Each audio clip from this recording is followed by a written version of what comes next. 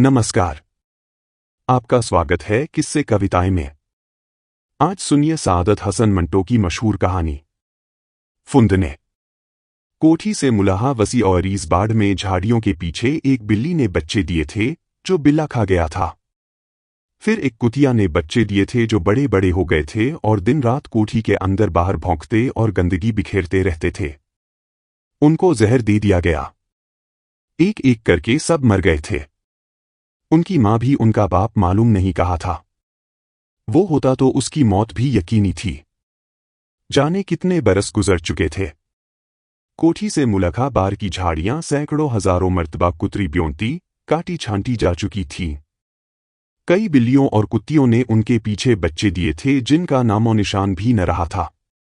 उसकी अक्सर बदादत मूर्तियां वहां अंडे दे दिया करती थीं, जिनको हर सुबह उठाकर वो अंदर ले जाती थी।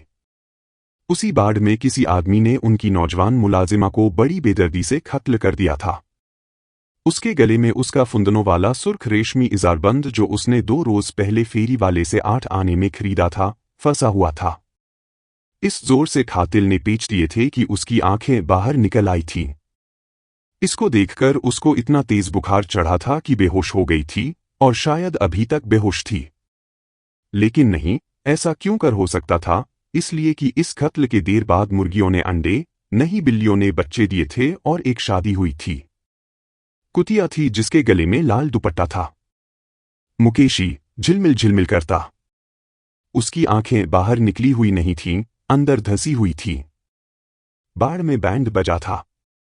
सुर्ख वर्दियों वाले सिपाही आए थे जो रंग बिरंगी मशकी बढ़लों में दबाकर मुंह से अजीब अजीब आवाजें निकालते थे। उनकी वर्दियों के साथ कई फुंदने लगे थे, जिन्हें उठा उठाकर लोग अपने इजारबंदों में लगाते जाते थे। पर जब सुबह हुई थी तो उनका नामो निशान तक नहीं था। सबको जहर दे दिया गया था। दुल्हन को जाने क्या सूझी, कमबख्त ने झाड़ियों के पीछे नहीं, अपने बिस्तर पर सिर्फ एक बच्चा दिया, जो बड़ा गुलगोथना लाल फुंदना था। उसकी मां मर गई। बाप भी दोनों को बच्चे ने मारा। उसका बाप मालूम नहीं कहा था। वो होता तो उसकी मौत भी इन दोनों के साथ होती। सुर्ख वर्दियों वाले सिपाही बड़े बड़े फुंदने लटकाए जाने कहा गायब हुए कि फिर न आए। बाड़ में बिल्ले घूमते थे जो उसे घूरते थे, उसको छेछड़ों की भरी हुई टोकरी समझते थे, हालांकि टोकरी में नारंगियां थीं। एक दिन उसने अपनी 2 नारंगियां निकालकर आईने के सामने रख दी। उसके पीछे होके उसने उनको देखा मगर नजर न आई। उसने सोचा इसकी वजह यह है कि छोटी है, मगर वो उसके सोचते सोचते ही बड़ी हो गईं और उसने रेशमी कपड़े में लपेटकर आतिशदान पर रख दी। अब कुत्ते भौंकने लगे। नारंगियां फर्श पर लुढ़कने लगीं। कोठी के फर्श पर उछले, हर कमरे में कूदे और उछलती कूदती बड़े बड़े बागों में भागने दौड़ने लगी। कुत्ते उनसे खेलते और आपस में लड़ते झगड़ते रहते। जाने क्या हुआ, उन कुत्तों में 2 जहर खा के मर गए। जो बाठी बचे वो उनकी अधेड़ उम्र की हट्टी कट्टी मुलाजिमा खा गई। ये उस नौजवान मुलाजिमा की जगह आई थी जिसको किसी आदमी ने कत्ल कर दिया था, गले में उसके फुंदनों वाले इजारबंद का फंदा डालकर। उसकी मां थी। अधेड़ उम्र की मुलाजिमा से उम्र में 6-7 बरस बड़ी। उसकी तरह हट्टी कट्टी नहीं थी। हर रोज सुबह शाम मोटर में सैर को जाती थी और बदादत मुर्गियों की तरह दूर दराज बागों में झाड़ियों के पीछे अंडे देती थी। उनको वो खुद उठाकर लाती थी, न ड्राइवर। आमलेट बनाती थी जिसके दाग कपड़ों पर पड़ जाते थे। सूख जाते तो उनको बाढ़ में झाड़ियों के पीछे फेंक देती थी, जहां से चीलें उठाकर ले जाती थीं। एक दिन उसकी सहेली आई Pakistan mail, motor number 9612 PL। बड़ी गर्मी थी। डैडी पहाड़ पर थे। मम्मी सैर करने गई हुई थी। पसीने छूट रहे थे। उसने कमरे में दाखिल होते ही अपना ब्लाउज उतारा और पंखे के नीचे खड़ी हो गई। उसके दूध उबले हुए थे जो आहिस्ता आहिस्ता ठंडे हो गए। उसके दूध ठंडे थे जो आहिस्ता आहिस्ता उबलने लगे। आखिर दोनों दूध हिल हिल के गुनगुने हो गए और खट्टी लस्सी बन गई। उस सहेली का बैंड बज गया, मगर वो वर्दी वाले सिपाही फुंदने नचाने न आए। उसकी जगह पीतल के बर्तन थे, छोटे और बड़े, जिनसे आवाजें निकलती थीं, गरजदार और धीमी। धीमी और गरजदार। ये सहेली जब फिर मिली तो उसने बताया कि वो बदल गई है। सचमुच बदल गई थी। उसके अब 2 पेट थे, एक पुराना, दूसरा नया। एक के ऊपर दूसरा चढ़ा हुआ था। उसके दूध फटे हुए थे। फिर उसके भाई का बैंड बजा। अधेड़ उम्र की हट्टी कट्टी मुलाजिमा बहुत रोई। उसके भाई ने उसको बहुत दिलासा दिया। बेचारी को अपनी शादी याद आ गई थी। रात भर उसके भाई और उसकी दुल्हन की लड़ाई होती रही। वो रोती रही, वो हंसता रहा। सुबह हुई तो अधेड़ उम्र की हट्टी कट्टी मुलाजिमा इसके भाई को दिलासा देने के लिए अपने साथ ले गई। दुल्हन को नहलाया गया। उसकी शलवार में उसका लाल फुंदनों वाला इजार बंद पड़ा था। मालूम नहीं ये दुल्हन के गले में क्यों न बांधा गया। उसकी आंखें बहुत मोटी थीं। अगर गला जोर से घोंटा जाता तो वो ज़बह किए हुए बकरे की आंखों की तरह बाहर निकल आती और उसको बहुत तेज बुखार चढ़ता। मगर पहला तो अभी तक उतरा नहीं। हो सकता है उतर गया हो और ये नया बुखार हो जिसमें वो अभी तक बेहोश है। उसकी मां मोटर ड्राइवरी सीख रही है। बाप होटल में रहता है। कभी कभी आता है और अपने लड़के से मिलकर चला जाता है। लड़का कभी कभी अपनी बीवी को घर बुला लेता है। अधेड़ उम्र की हट्टी कट्टी मुलाजिमा को 2-3 रोज के बाद कोई याद सताती है तो रोना शुरू कर देती है। वो उसे दिलासा देता है, वो उसे पुचकारती है और दुल्हन चली जाती है। अब वो और दुल्हन भाभी दोनों सैर को जाती हैं। सहेली भी Pakistan mail motor number 9612 PL सैर करते करते अजंता जा निकलती हैं, जहां तस्वीरें बनाने का काम सिखाया जाता है। तस्वीरें देखकर तीनों तस्वीर बन जाते हैं। रंग ही रंग, लाल, पीले, हरे, नीले। सबके सब चीखने वाले हैं। उनको रंगों का खालिक चुप कराता है। उसके लंबे लंबे बाल हैं। सर्दियों और गर्मियों में ओवरकोट पहनता है। अच्छी शक्ल और सूरत का है। अंदर बाहर हमेशा खड़ाऊं इस्तेमाल करता है। अपने रंगों को चुप कराने के बाद खुद चीखना शुरू कर देता है। उसको ये तीनों चुप कराती हैं और बाद में खुद चिल्लाने लगती हैं। तीनों अजंता में मुजर्रिद आर्ट के सैकड़ों नमूने बनाती रहीं। एक की हर तस्वीर में औरत के 2 पेट होते हैं। मुख्तलिफ रंगों के दूसरी की तस्वीरों में औरत अधेड़ उम्र की होती है, हट्टी कट्टी। तीसरी की तस्वीरों में फुंदने ही फुंदने, इजार बंदों का गुच्छा। मुजर्रिद तस्वीरें बनती रहीं, मगर तीनों के दूध सूखते रहे। बड़ी गर्मी थी, इतनी कि तीनों पसीने में शराबोर थीं। खस लगे कमरे के अंदर दाखिल होते ही उन्होंने अपने ब्लाउज उतारे और पंखे के नीचे खड़ी हो गईं। पंखा चलता रहा। दूधों में ठंडक पैदा हुई न गर्मी। उसकी मम्मी दूसरे कमरे में थी। ड्राइवर उसके बदन से मोबिल ऑयल पोंछ रहा था। डैडी होटल में था, जहां उसकी लेडी स्टेनोग्राफर उसके माथे पर यूडी क्लोन मल रही थी। एक दिन उसका भी बैंड बज गया। उजाड़ बाड़ फिर रौनक हो गया। गमलों और दरवाजों की आराइश अजंता स्टूडियो के मालिक ने की थी। बड़ी बड़ी गहरी लिपस्टिकें उसके बिखरे हुए रंग देखकर उड़ गईं। एक जो ज्यादा सियाही माइल थी, इतनी उड़ी कि वहीं गिरकर उसकी शागिर्द हो गई। उसके उरूसी लिबास का डिजाइन भी सने तैयार किया था। उसने उसकी हजारों की समतें पैदा कर दी थी। एन सामने से देखो तो वो मुख्तलिफ रंग के इजारबंदों का बंडल मालूम होती थी। जरा उधर हट जाओ तो फलों की टोकरी थी। एक तरफ हो जाओ तो खिड़की पर पड़ा हुआ फुलकारी का पर्दा।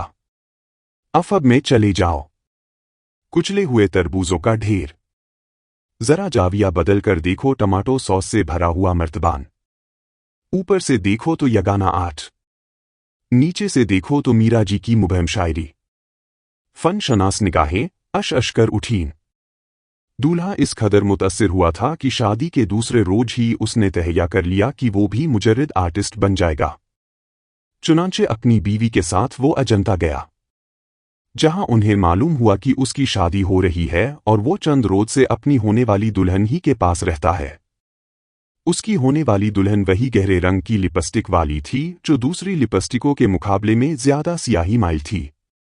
शुरू में चंद महीने तक उसके शौहर को ससे और मुजर्रिद आर्ट से दिलचस्पी रही, लेकिन जब अजंता स्टूडियो बंद हो गया और उसके मालिक की कहीं से भी सुंगुन न मिली तो उसने नमक का कारोबार शुरू कर दिया, जो बहुत नफाबंश था। इस कारोबार के दौरान में उसकी मुलाकात एक लड़की से हुई जिसके दूध सूखे हुए नहीं थे। ये उसको पसंद आ गई। बैंड न बजा लेकिन शादी हो गई। पहली अपने बरश उठाकर ले गई और अलग रहने लगी। ये नाचाकी पहले तो दोनों के लिए तलखी का मुअज्जिब हुई, लेकिन बाद में एक अजीबोगरीब मिठास में तब्दील हो गई। उसकी सहेली ने जो दूसरा शौहर तब्दील करने के बाद सारे यूरोप का चक्कर लगाकर आई थी और अब दिल की मरीज थी, इस मिठास को क्यूबिक आर्ट में पेंट किया। साफ शफ़ाफ चीनी के बेशुमार क्यूब थे जो थूहर के पौधों के दरमियान इस अंदाज से ऊपर तले रखे थे कि उनसे दो शक्लें बन गई थी। उस पर शहद की मक्खियां बैठी रस चूस रही थीं। उसकी दूसरी सहेली ने जहर खाकर खुदकुशी कर ली। जब उसको ये अलमनाक खबर मिली तो वो बेहोश हो गई। मालूम नहीं बेहोशी नहीं थी या वही पुरानी जो बड़े तेज बुखार के बाद ज़हूर में आई थी। उसका बाप यूडी क्लोन में था, जहां उसका होटल उसकी लेडी स्टेनोग्राफर का सर सहलाता था। उसकी मम्मी ने घर का सारा हिसाब किताब अधेड़ उम्र की हट्टी कट्टी मुलाजिमा के हवाले कर दिया था। अब उसको ड्राइविंग आ गई थी मगर बहुत बीमार हो गई थी। मगर फिर भी उसको ड्राइवर के बिन माँ के पिल्ले का बहुत ख्याल था। वो उसको अपना मोबिल ऑयल पिलाती थी। उसकी भाभी और उसके भाई की जिंदगी बहुत अधेड़ और हट्टी कट्टी हो गई थी।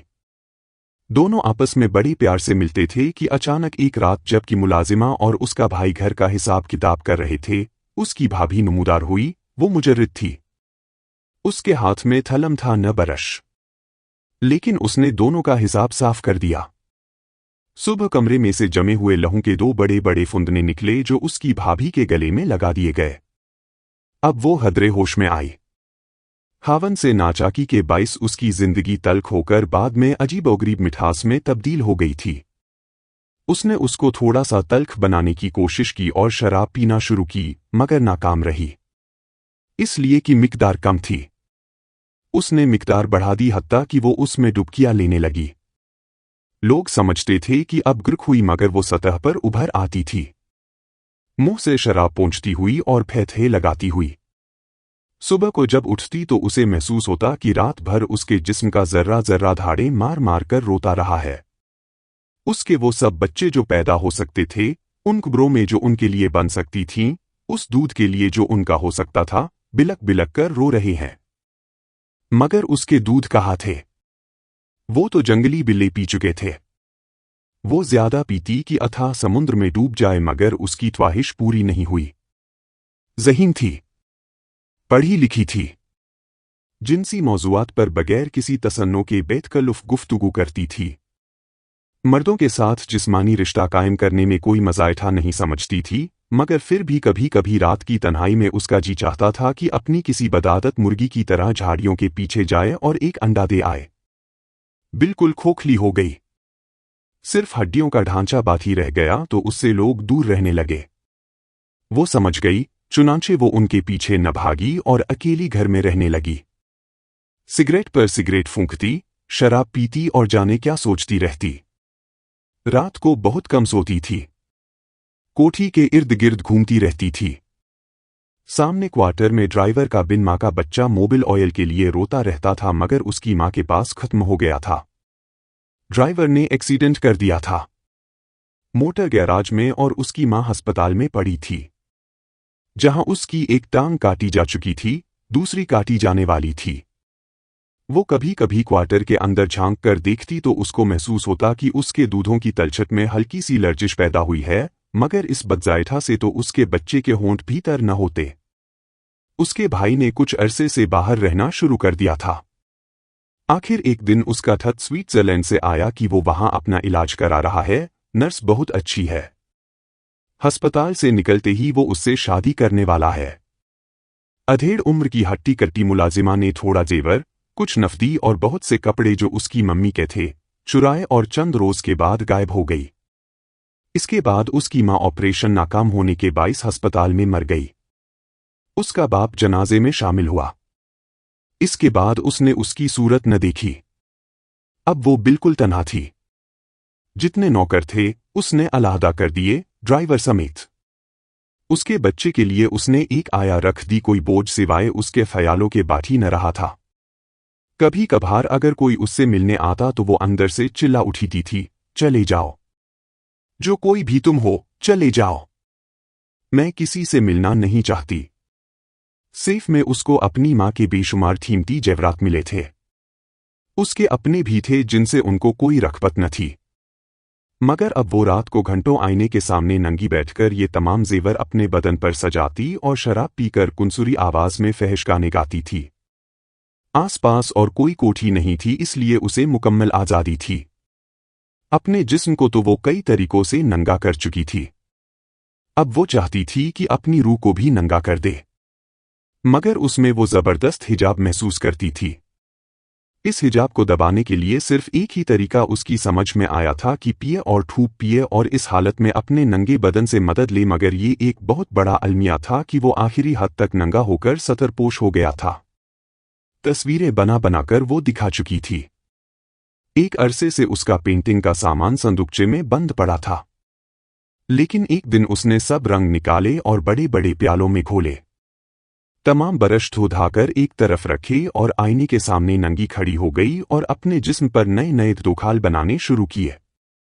उसकी ये कोशिश अपने वजूद को मुकम्मल तौर पर उरिया करने की थी। वो अपना सामना हिस्सा ही पेंट कर सकती थी। दिन भर वो इसमें मसरूफ रही। बिन खाए पिए आईने के सामने खड़ी अपने बदन पर मुख्तलिफ रंग जमाती और टेढ़े बंगे खुतूत बनाती रही। उसके ब्रश में एतिमाद था। आधी रात के करीब उसने दूर हटकर अपना बढ़ौर जायजा लेकर इत्मीनान का सांस लिया। इसके बाद उसने तमाम जेवरात एक एक करके अपने रंगों से लिथड़े हुए जिस्म पर सजाए और आईने में एक बार फिर लौर से देखा कि एकदम आहट हुई।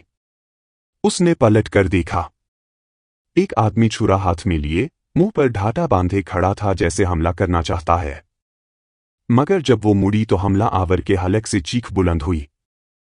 छुरा उसके हाथ से गिर पड़ा। अफरातफरी के आलम में कभी उधर का रुख किया, कभी इधर। आखिर जो रास्ता मिला उसमें से भाग निकला। वो उसके पीछे भागी, चीखती पुकारती, ठहरो, ठहरो, मैं तुमसे कुछ नहीं कहूंगी, ठहरो। मगर चोर ने उसकी एक न सुनी और दीवार फांद कर गायब हो गया। मायूस होकर वापस आई। दरवाजे की दहलीज के पास चोर का नंजर पड़ा था। उसने उठा लिया और अंदर चली गई। अचानक उसकी नजरें आईने से दो चार हुईं। जहां उसका दिल था वहां उसने मियां नुमा चमड़े के रंग का खोल सा बनाया हुआ था। उसने उस पर धंजर रखकर देखा। खोल बहुत छोटा था। उसने धंजर फेंक दिया और बोतल में से शराब के 4-5 बड़े बड़े घूंट पीकर उधर टहलने लगी। वो कई बोतलें खाली कर चुकी थी। खाया कुछ भी नहीं था। देर तक टहलने के बाद वो फिर आईने के सामने आई। उसके गले में इजार बंद नुमा गुलूबंद था, जिसके बड़े बड़े फुंदने थे। ये उसने ब्रश से बनाया था। दफतन उसको ऐसा महसूस हुआ कि ये गुलूबंद तंग होने लगा है। आहिस्ता आहिस्ता वो उसके गले के अंदर धंसता जा रहा है। वो खामोश खड़ी आईने में आंखें गाड़ी रही, जो उसी रफ्तार से बाहर निकल रही थी। थोड़ी देर के बाद उसके चेहरे की तमाम रंगें फूलने लगीं। फिर एकदम से उसने चीख मारी और औंधे मुंह फर्श पर गिर पड़ी। ऐसी और कहानियों के लिए आप किस्से कविताएं पेज को, चैनल को लाइक, फॉलो व सब्सक्राइब करें प्लीज। थैंक्स।